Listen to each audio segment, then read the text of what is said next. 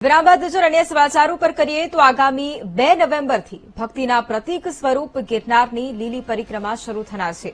જૂનાગઢમાં ગિરનારની ગોદમાં યોજાનારી 36 કિલોમીટરની લીલી પરિક્રમાને લઈને વહીવટી તંત્ર કામે લાગ્યું છે. લાખો ભાવિકો જોડાય તેવી આસ્થા સ્વરૂપ લીલી પરિક્રમાની તૈયારીને આખરી ઓપ અપાઈ રહ્યો છે.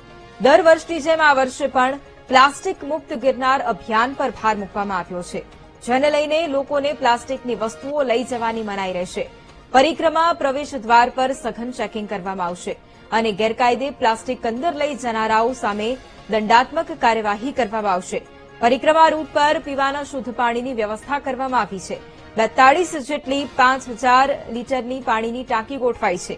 તો આરોગ્ય વિભાગ દ્વારા હેલ્થ સ્ટાફ ખડેપગે રાખવામાં આવશે. કલેક્ટરે પરિક્રમાના રૂટનું નિરીક્ષણ કરીને તૈયારીઓની સમીક્ષા કરી હતી. 36 કિલોમીટરના જે રૂટ છે એનું ઇન્સ્પેક્શન કરવામાં આવ્યું હતું.